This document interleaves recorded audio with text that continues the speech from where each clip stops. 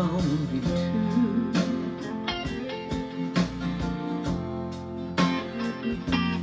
What's that song?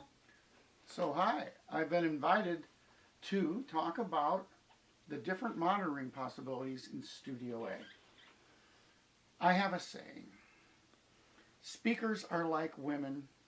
I can't get enough of them. I think they're all beautiful. They all have something to say. So at Prairie Sun, I think we own between 9 and 10 sets of different types of speakers. In Studio A, we're talking about the ATC SCM-45s. We're talking about the TAD, big boys over there in that corner, and then we're talking about a new set of speakers from Thomas Barefoot monitors called the Footprints. So the different roles they play are, the ATCs are what we would call a midfield, meaning that it's somewhere between my ears and the mid distance in the room. The TADs, which are big, you know, what we call big studio bombastic loud speakers. And by the way, these speakers came from the record plant in Sausalito. That's where we originally got them. And they're really quite famous. And then we come to the Barefoots, and this is what we call a near field. We also own a 2-track tape machine, which has a mono 3-inch speaker. And the concept to me, really good mixing means that your mixes are going to translate in any environment. We're now working with computer speakers. We play the mixes in our cars. But these are the reference monitors that we make final decisions on. But I just wanted to give you an overview of that. Not one set of speakers really says it all. They all have to work in a way. So to talk about the ATC company, very famous company. They're from England. We just came into possession of the SCM-45s in February of 2018. I did actually own another pair in years past called the SCM-25.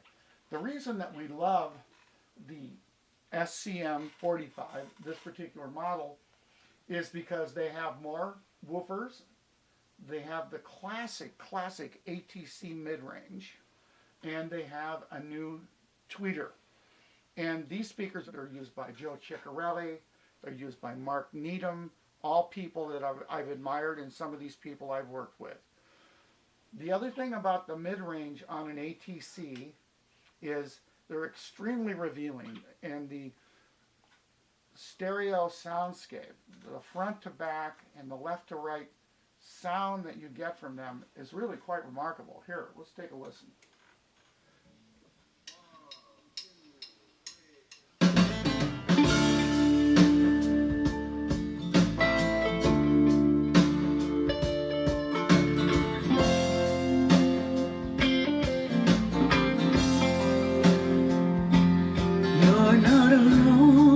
So what I've got going in this mix with Sarah Baker on vocals is you can really hear the acoustic guitar in the left speaker. You can hear the Rhodes in the right. You can hear this left and right centered pan going on with my electric guitar. And so if you were to have headphones on or you were to listen to them, you would actually feel, hopefully you would transcend to this place where you forget that it's audio. You forget that we're mixing, that people are getting the emotional vibe.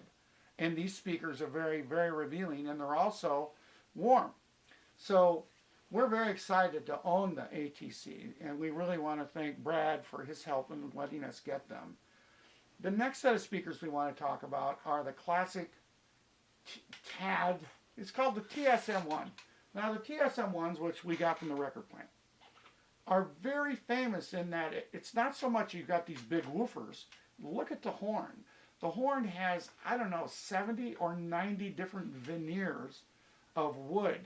And then somebody goes, they're from Japan, and they go in and they carve the horn in the wood so that you have this incredible uniformity. And when the mid-range and treble comes out of these horns, it's just a remarkable piece of craftsmanship. These get really loud. And we love really loud on occasion. And they're also very accurate. So, for example, if you're working on a kick drum or working on a bass guitar, And you wanted to really be able to feel, well, am I getting this mid-range scooped right? Is there enough pedal on the kick drum? Is it woofy? With the TADs, you really get the ability to surgically go in and feel like in that world how it's really sounding. They're very, very popular in here. By the way, the TADs are also a lot of times mounted in walls in the bigger studios, but because we're in a chicken coop, we just put our own stands up, and they're not soffit mounted. So let's hear a little bit. Let's hear a little bit about the TADs. An open heart. There's no reason to be afraid. Open up, this is a raid. I wanna get it through to you. You're not alone.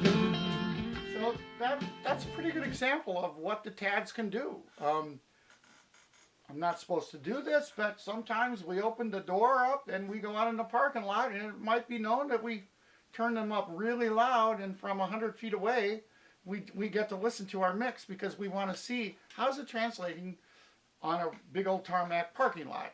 I'm just kind of kidding, but I'm kind of not kidding. All right, so the next set of speakers that we're going to talk about are this new set of Barefoot speakers called the Footprint.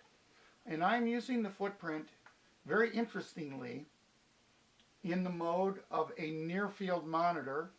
And I've got it, they have this setting right here where I can simulate a hi-fi speaker, I can simulate a flat speaker, I can simulate an NS10 or a Cube. So what's very interesting about the Barefoot company is we also own their M27, which is the Butch Vig, very classic monitor. We also own the M26, which is really popular because it has this extra mid-range tweeter in it. And then this is their new lower cost speaker system called the Footprint, which is very popular. I think they've sold 500 pairs in less than a year. I think since January they introduced them. So let's listen to a little bit of that. A broken heart, isolated and afraid. So what's the concept of a near field monitor like an NS10, which by the way we own 2 pairs of them, is what I want to know is at low volume, how are my balances? Is my vocal too loud? Can I hear the bass? Is the snare too loud? Are the background vocals washed out by reverbs? For example here, let's listen a little bit here.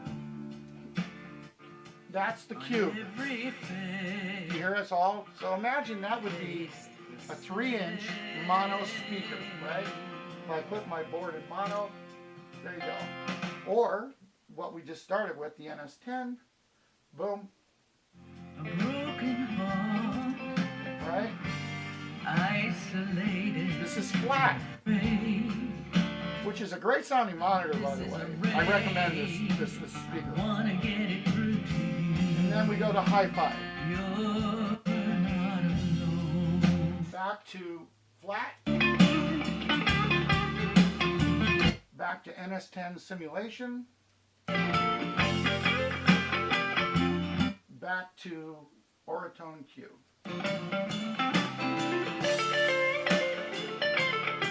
So, isn't this fun? I mean, come on.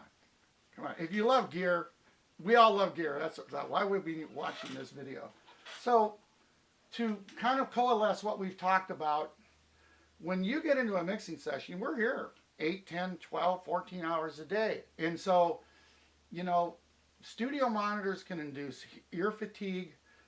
We're on a new program at Prairie Sun. We're using a lot more SPL meters to try and get our monitoring levels down, because if you really fatigue your ears too much, you're not going to be that accurate. So we just feel very blessed that we have this workshop. You've got this board with all these modules. You've got different sets of speakers. You've got an amazing array of outboard gear.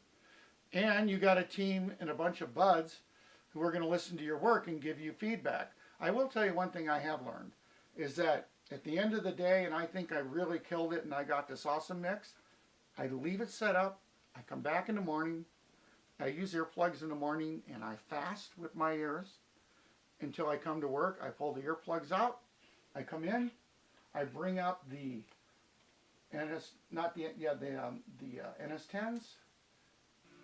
and I listened to it that quiet. So I could barely hear it because my ears are virgin at that time of the morning. I don't believe my own press at night when I went to bed. And it's amazing how you'll find all these small increments of accuracy of what you're trying to get. So that I just wanted to share that, how I use monitors in my life. What's that song? Okay, that is kind of what we do.